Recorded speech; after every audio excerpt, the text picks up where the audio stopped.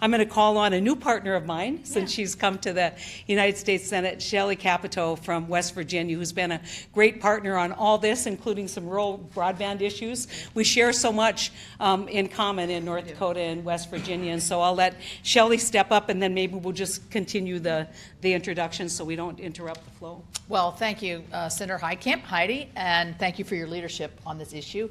Great to be here with you, Senator Whitehouse and Senator Barrasso, Chairman of the EPW Committee.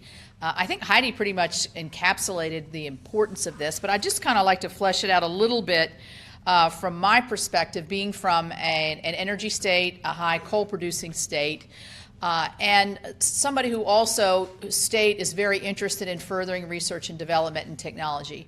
We have a National Energy Technology Lab in Morgantown. Secretary Perry actually was just visiting with us over Thursday and Friday. Senator Manchin and I and Congressman McKinley hosted him.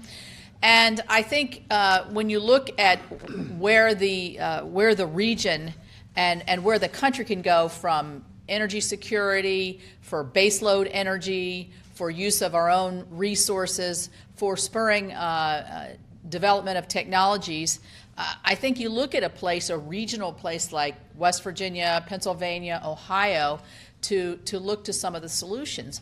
But we realize that the solutions have to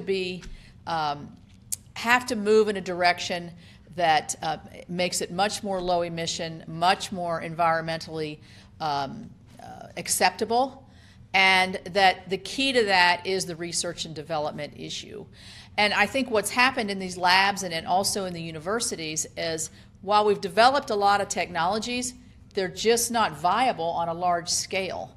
And we've seen some struggles in that area. So in order to get that scalability, in order to spur that research, and to also have our technology that we're developing through 45Q, to get that technology to really go global, I think would be in all of our best interests. And I think that's part of the reason that I'm really excited about this.